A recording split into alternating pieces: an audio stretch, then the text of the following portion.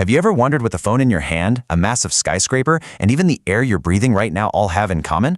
Well, they're all built from two fundamental families of elements. Today, we're going to dive deep into the world of metals and nonmetals. So here's our game plan. We'll start in the world of elements, then figure out what really sets them apart. After that, we'll get into their unique chemical personalities, see how we actually get them from a rock into a ring, and finally, look at the constant battle to protect them from falling apart. Let's jump in. All right, let's kick things off with a pretty simple question that gets right to the point. What really makes a shiny gold ring different from the tip of a pencil? I mean, they seem like total opposites, but they're both pure elements. So what's the deal? Before we get into all the science, just take a second to think about your day. You've got the steel in your keys, the aluminum foil in your kitchen, the copper wiring hidden in the walls, heck, even the oxygen you're breathing. We are literally surrounded by and completely dependent on these two amazing families of elements. Okay, so how do we tell these two groups apart? Well, it turns out they have some really distinct physical traits, and those traits create a pretty clear line in the sand between them.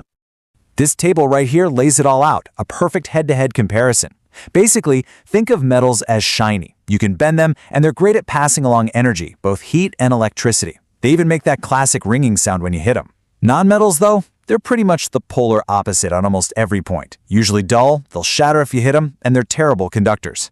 These physical differences are our first big clue. And these properties have super obvious uses in the real world, right?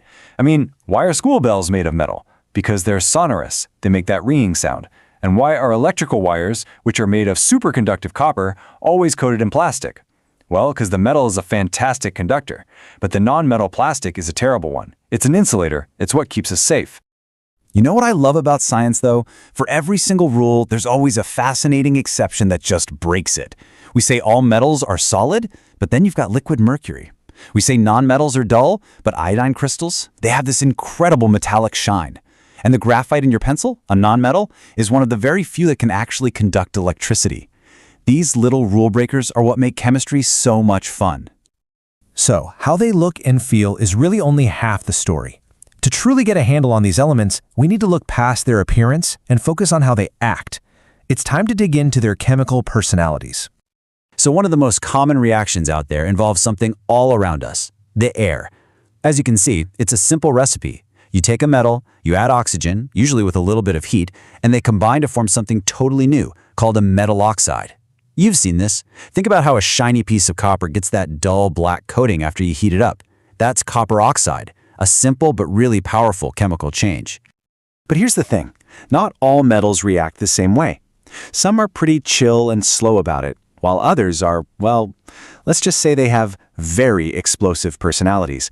And that leads to a classic chemistry question. Why in the world are metals like sodium and potassium stored under oil? And the answer is pretty dramatic. These metals are so unbelievably reactive that just touching air or a drop of water is enough to make them burst into flames. The kerosene is basically a liquid shield, keeping them safely away from the very things that would set them off. This difference in reactivity isn't just about air, it goes for water too. On one end of the scale, you've got sodium and potassium, which go crazy even in cold water. In the middle, you have metals like iron that will only react with hot steam. And then, way at the other end, you have gold and silver, which don't react with water at all. It's exactly why gold jewelry can last for thousands of years. This whole spectrum of behavior is so important that chemists actually organized it into something called the reactivity series. You can think of it like a power ranking for metals. It lists them all the way from the most reactive, like potassium, down to the least reactive, like gold. And this series is like a cheat sheet that lets us predict how a metal is going to behave in all kinds of situations. So these different personalities are obviously super important. But how does knowing all this help us get these metals out of the ground in the first place? Well, that whole process, from a rock in the earth to a ring on your finger, is the science of metallurgy. Okay, first, let's get a few key terms down. A mineral is basically any natural chemical you find in the Earth's crust. An ore is a special kind of mineral. It's one that has hit the jackpot. It's got enough valuable metal inside to make it worth the effort to dig it up. And metallurgy, that's the whole playbook for how we get that pure metal out of the ore. And guess what determines how we extract them? Yep, it all comes back to the reactivity series. The least reactive metals, like gold, are so stable you can sometimes find them just lying around as pure metal. For the metals in the middle, like iron, we can usually get them out just by heating their ore with carbon. But for the most reactive metals, like aluminum, they hold on so tight to other elements that we have to hit them with a powerful jolt of electricity, a process called electrolysis, to force them to let go. And if you want an absolutely incredible real-world example of that reactivity series in action, check this out. Aluminum is more reactive than iron. So if you mix aluminum powder with iron oxide, which is just rust, and light it, the aluminum literally rips the oxygen away from the iron in this hugely powerful reaction. It gets so hot it produces molten iron on the spot, and we actually use this process to weld massive steel railway tracks together. How cool is that? So, we spent all this time and energy to get these pure, useful metals. But here's the catch. Nature is constantly trying to turn them back into the compounds they started as. This process of breaking down is a huge challenge. So, how do we fight back? The enemy here is called corrosion. It's the natural process where metals just get gradually destroyed by reacting with their surroundings. And you've seen this a million times. The most famous example, of course, is that reddish-brown, flaky rust that shows up on iron when it's left out in the rain. Luckily, we've come up with a whole arsenal of clever tricks. The simplest is just putting up a barrier, like paint or oil.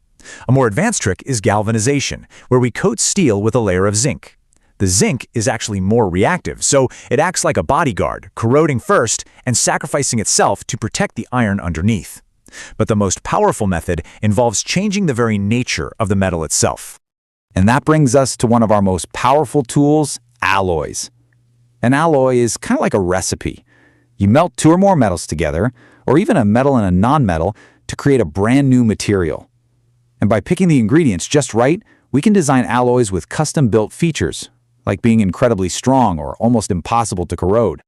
And the effect can be just mind-blowing.